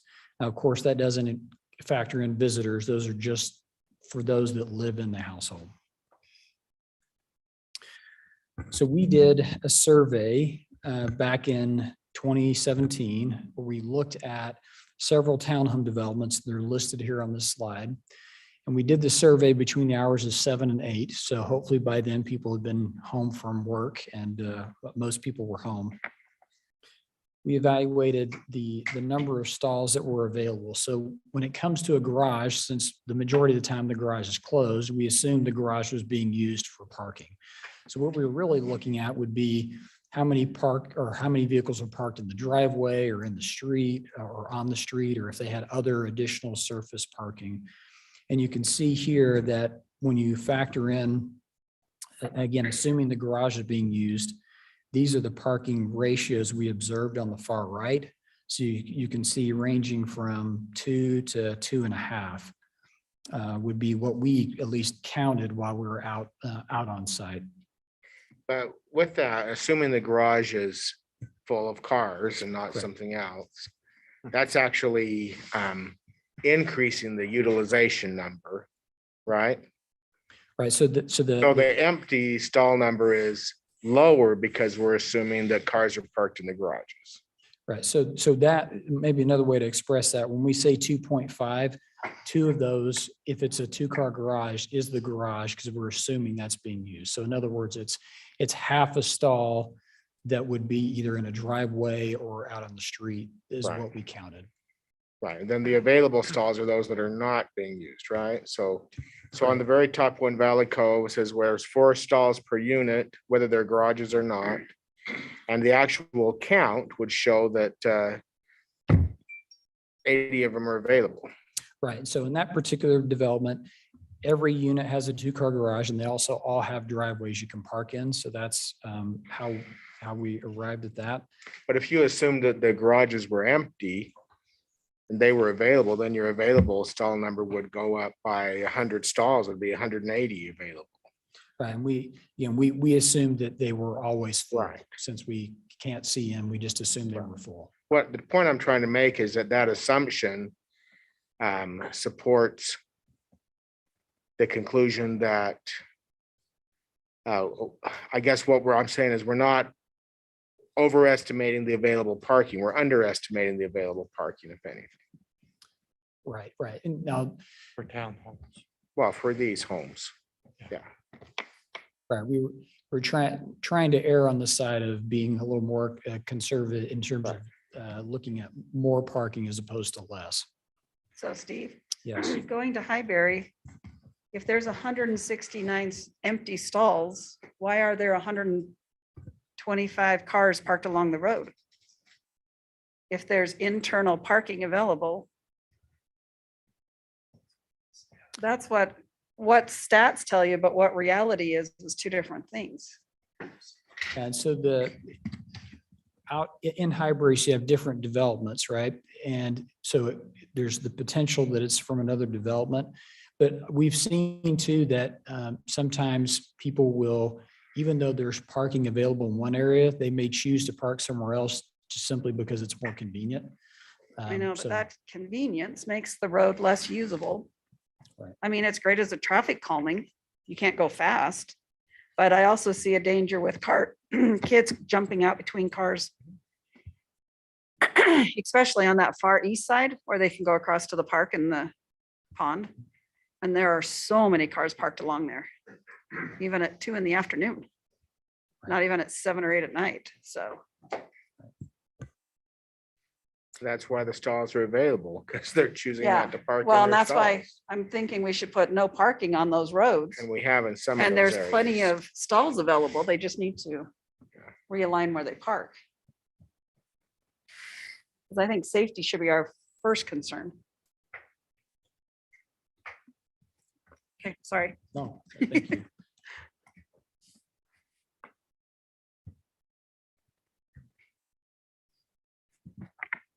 So getting Peter froze up on me there for a minute. Lastly, I just wanted to share some information from other cities. So we just did some research, looked at most recent ordinances from some neighboring communities. So you can see here Draper at 2.25 stalls per unit, Clearfield a little less than that, Eagle Mountain at 2 1/3, Layton at 2 1/4. I thought Mill Creek's approach was interesting. They actually tied the stall, or number of required stalls, to the size of the unit. So the more bedrooms, the more parking, which seems to make sense. Yeah. And then Sandy's approach was also interesting. They had kind of an either or approach. So you start out with 2 stalls for every unit. Then for guests, you can do one of 2 things. Either you have a driveway that's deep enough to park in and you have 2 vehicles in that, or you provide, and it's this formula down below. I'm not quite sure how they arrived at that formula, but where you would have other stalls that were like in a parking lot, or other surface stalls that are not in driveways. So those are just a few examples of how other communities are addressing parking for townhomes. So a Yes. question on that is, do we know if their major streets around there or the accompanying streets have no parking on them? So So we can do apples to apples. Do these people have, I mean, do these cities not have parking on street? it's, so in most communities, so I didn't ask this question specifically, but in most communities, they do townhome developments as private streets. Now, whether they allow on-street parking for those different communities and, if they would be, I'm not sure in each of the specific situations. These are just the stall or the parking requirements, regardless of whether it's a public or private street for the development. Do all of these cities include the garages as part of their parking? So when they say, When I looked through their ordinances, I don't recall there being a garage requirement. but if they had a garage, would that be included as 2 stalls or? Yes, one the stall? garage would count as part of that. I don't recall seeing if they actually required a garage like we do. Yeah.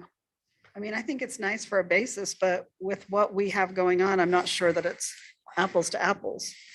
To know if they're having the on-street parking issues we're having and the overflow issues and everything else. So most of them are in the 2s. What are we required to Yes, sir. as well? Just 2.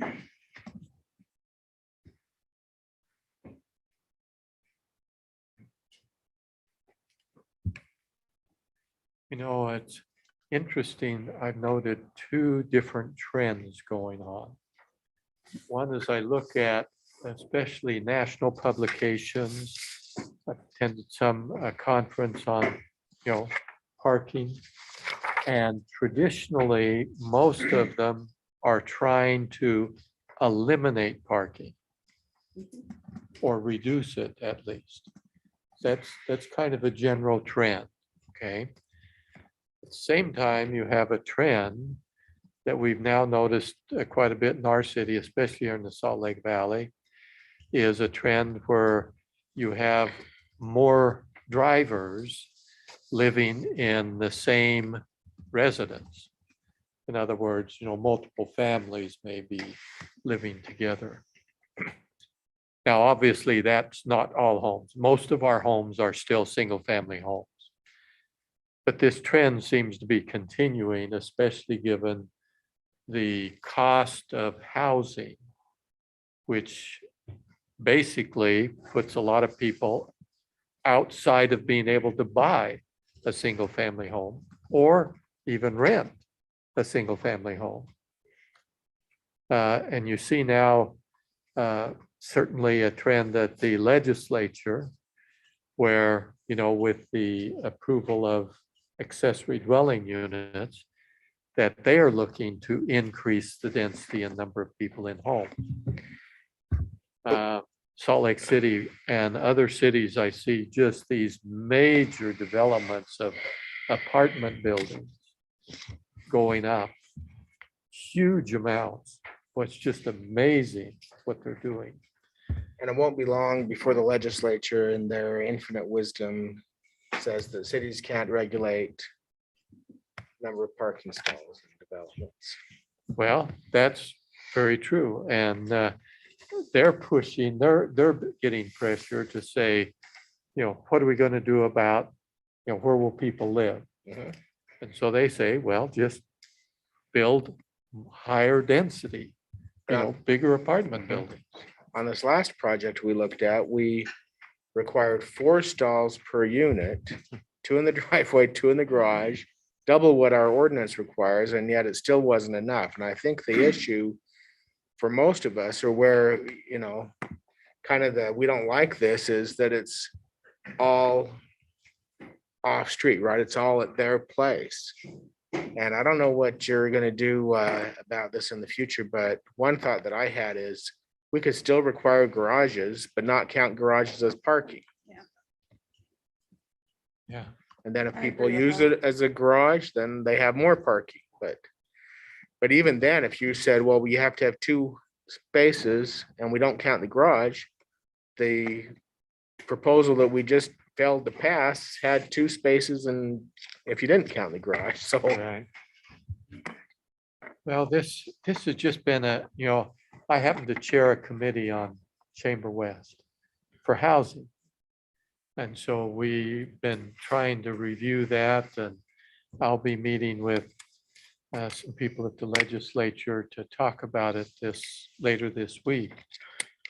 And that is, what do we do? The great challenge is that if you increase density, you also increase the number of vehicles. Now, where's the magic tipping point? Well, I don't know. But I do see it continuing as a trend. And it is likely that the legislature will continue to push the issue of higher density.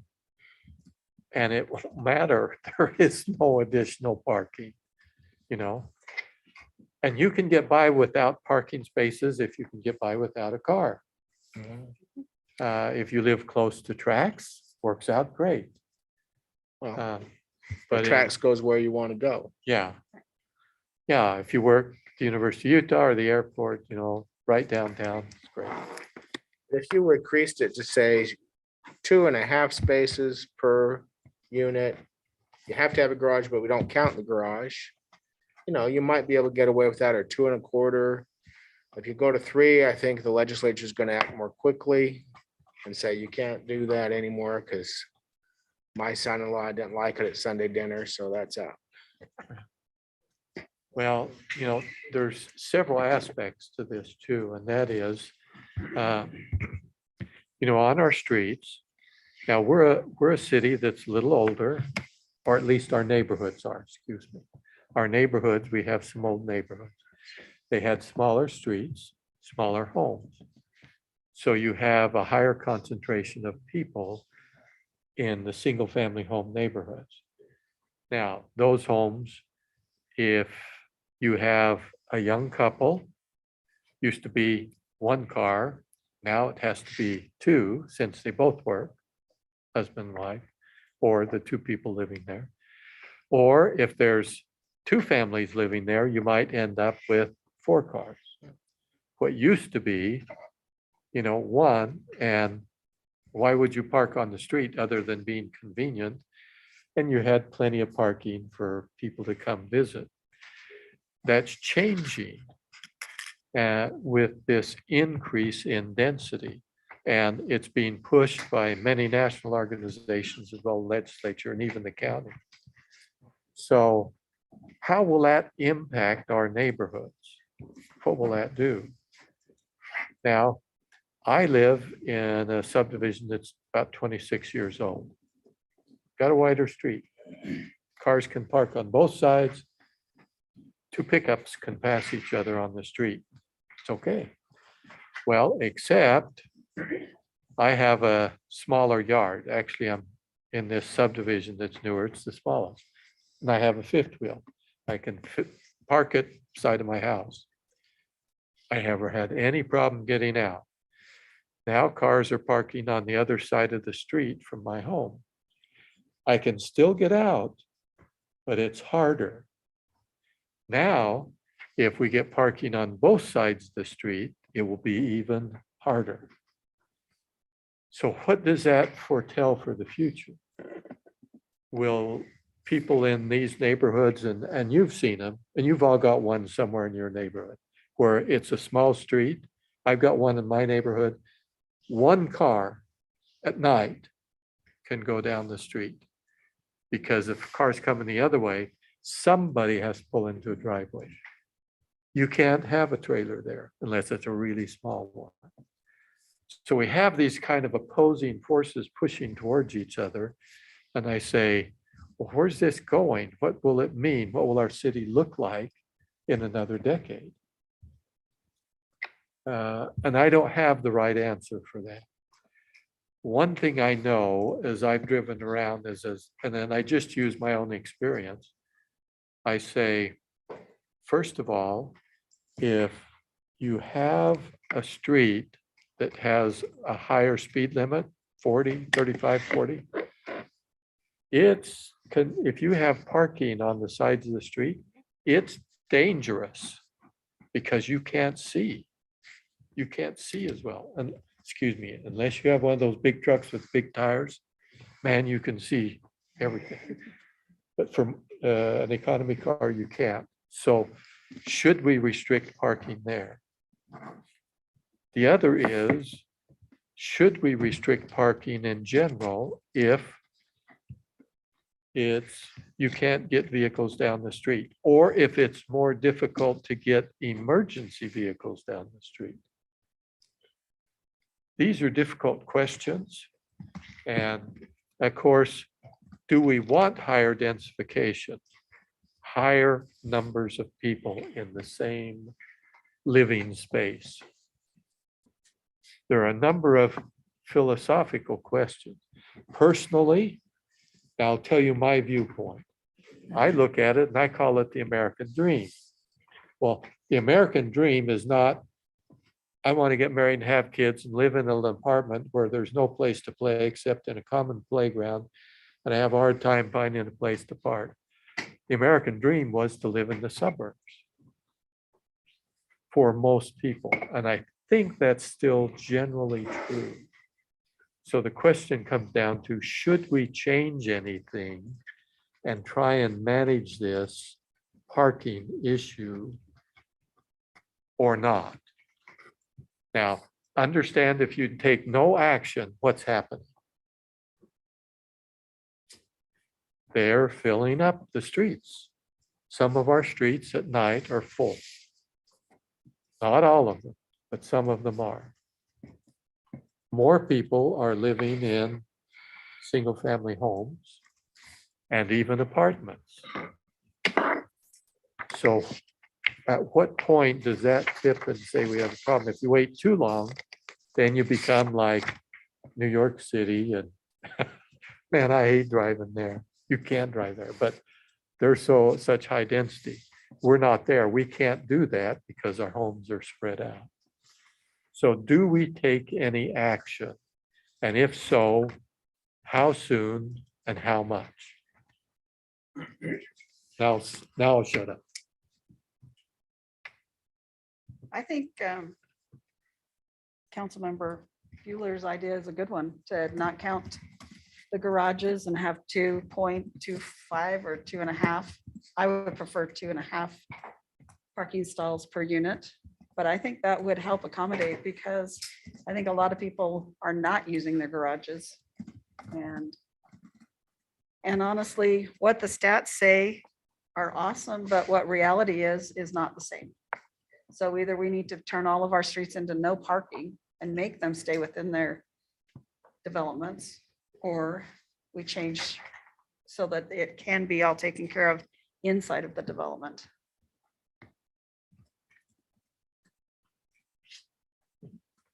Well, there are a number of options. And most of the council have talked about these before, and we've had these discussions. And that is, do you ban off-street parking? We've done that in a few select circumstances. What about in those neighborhoods where it's on both sides of the street at night and you have to weave in and out? I mean, to get this down the is street? probably a good strategic planning meeting discussion, and Yeah, I won't be there. right, you could be though, just can't I can't speak. talk. Yeah, Some of the citizens. so, Make sure we let John Springmeyer take his turn. He'll be waiting patiently. yeah, we may start our other meeting a little late then. So the question becomes, see, as I look at it, I say, in order to do two things, to keep our neighborhoods, single-family homes Mhm. as much as possible. And then we need to restrict parking to some degree. Now, how do we do that so that people can still have visitors, still get together on the And weekend, fifth wheels and have trailers? Thank and you. boats and everything else. Yeah, I think on-street parking on the weekends, we could, I don't know if it makes sense to do permits. That's what they do in other cities. You pay so much a year to have an on-street parking permit. When you have parties, that would be, you'd have to be gathering up everybody's permits on the street and being kind to each other to permit it. But, on-street parking, there's a lot that don't take advantage of it. And the ones who do should maybe buy a permit or something. especially have. if it's going to be during the week. Okay, if you do that, there's a problem that comes with it. And the problem is enforcement. True. And so why ban parking and yet Not you be able let to take people care of park it. on the street and there's no problem. It's kind of like the snow days. Well, so the one place I go, you have to walk in the house and immediately get a pass and go put it in your car. Or you get a ticket. So you actually purchase a permit that you put in someone's car. Now, And when that's they- something that might take a while to get in place Right. to make it work. But it's another alternative to controlling our on-street parking.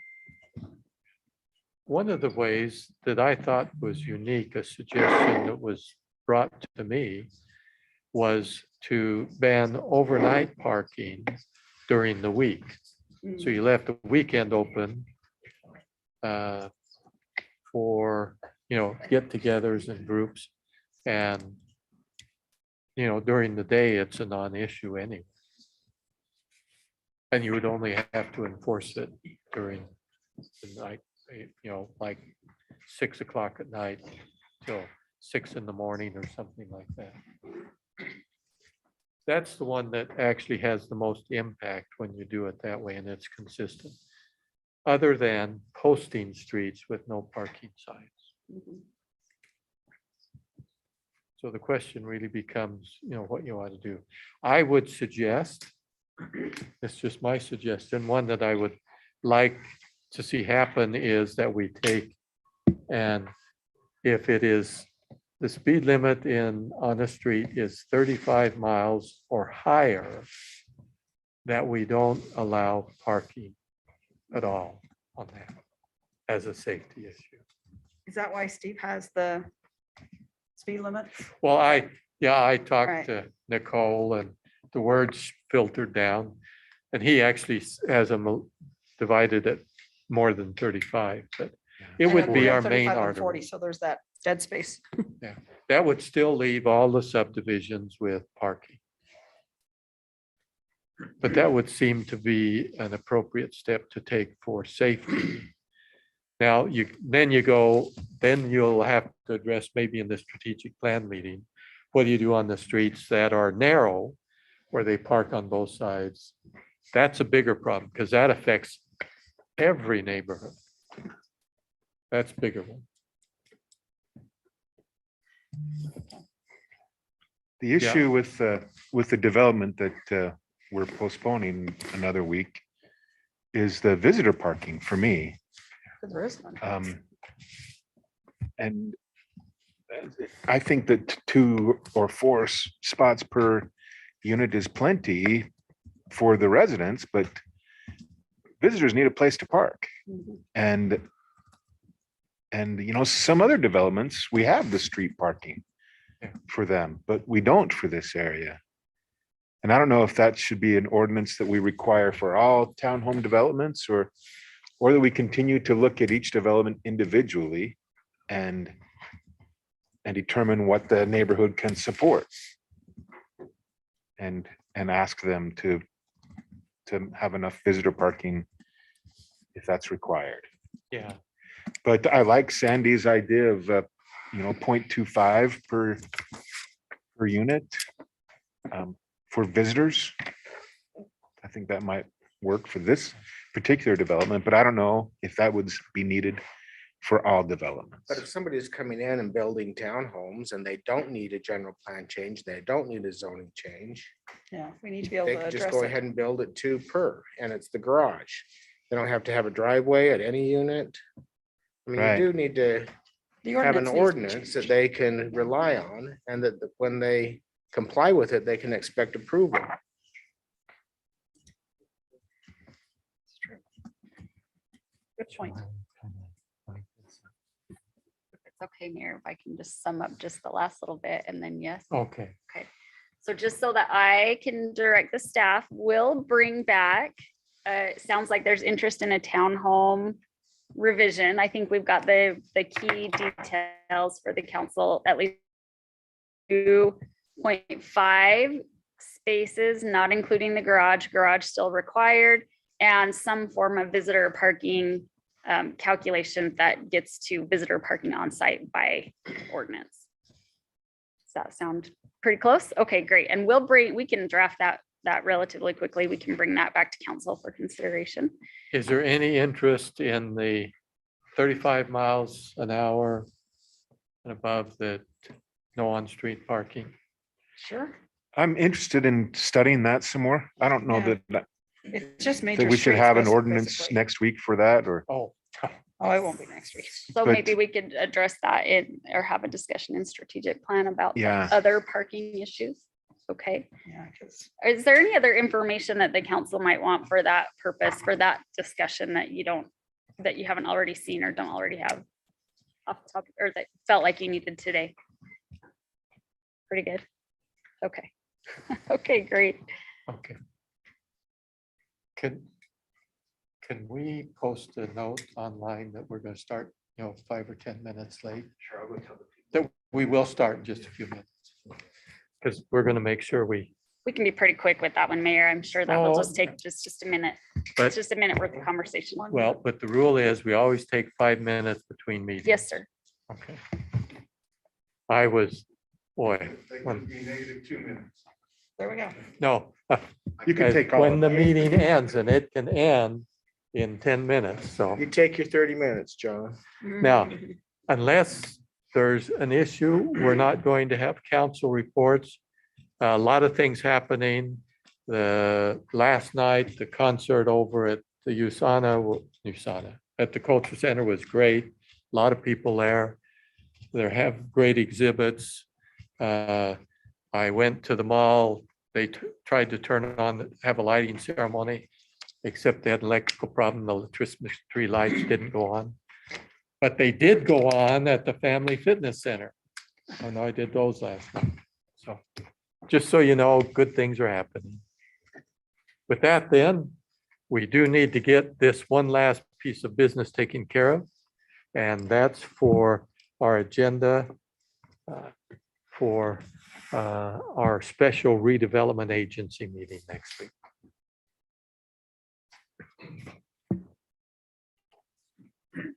Thank you, Mayor. Excuse me. It's sitting a minute. Thank you, Mayor. John Springmeyer with the Redevelopment Agency. Before you, I've got 12 resolutions. Now, I'm not going to go through all 12 individually. We're going to do this as an omnibus here. So during the 2020 special legislative session, the Utah legislature, as part of their COVID relief package, passed a bill, now a law, that allowed for redevelopment agencies to get a 2-year extension for all impacted project areas. These extensions are approved by the board authorization only. They do not have to go to any of the other taxing entity or through any of the other various ways we've approved these previously, either through taxing entity committee or interlocal agreement. I think you've got the list of all 12 in front of you as part of my issue paper, so I'm not going to go through all of those. And the justification for these is going to vary with each project area. Again, those are spelled out in the specific resolutions, but I wanted to highlight a few if I could quickly. Hexcel in our Southwest project area during the COVID emergency reduced their employment by slightly over 20%. That's like 200 employees. Reason for this, pretty simple. If two of your 3 largest clients are Airbus and Boeing, and nobody's flying, nobody was buying new airplanes, so they were laying people off. The way that we in Salt Lake County assess commercial property, is through an income approach basis. It's different than residential, where if your neighbor's house is the same size as yours and in the same condition, then they're worth basically the same valuation. This is based on income. So as income levels dip, so does taxable value accordingly. That's the way the system is supposed to work. So therefore, Hexcel's property values dipped. The city center with the mall specifically, obviously with retail, their effect was pretty obvious, both in gaining new tenants, keeping the existing tenants, and through that basic income approach of property valuation.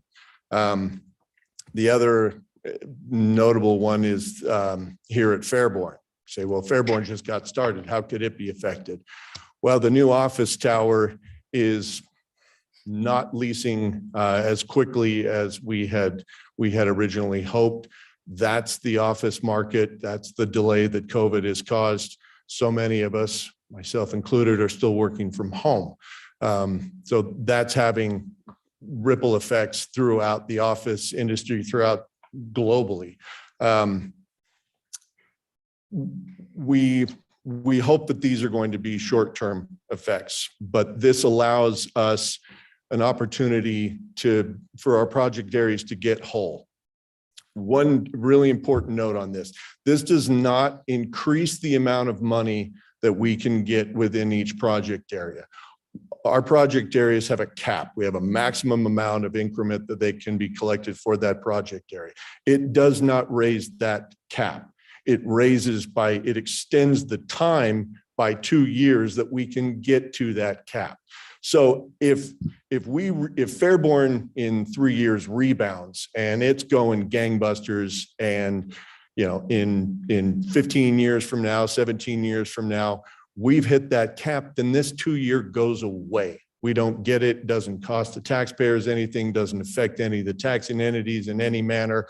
It just gives us that little 2-year buffer. Said, hey, we lost basically 2 years of growth. We're gonna give you the opportunity to get it on the back end. So this is the resolutions in front of you are for those 12 affected project areas. And I'll take any questions that you have.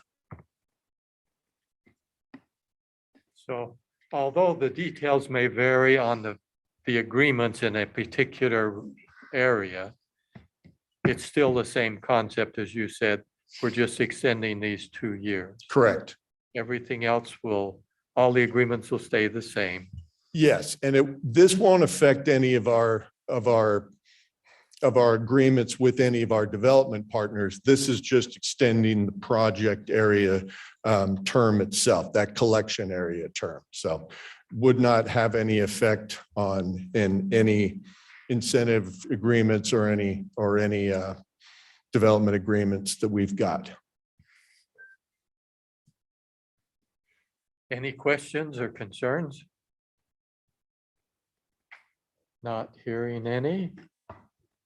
Boy, you did a great job. Thank you. And boy, nice jacket. Appreciate that. That's where we're at. Okay. Is there anything else that you feel must still be taken care of? Any calendar, future agenda item issues or reports that you feel must come forward tonight? Not hearing any. Then motion Motion to adjourn. Motion to adjourn, then without objection, we will be adjourned from our study meeting. Hearing no objection, it passed unanimously. We are adjourned.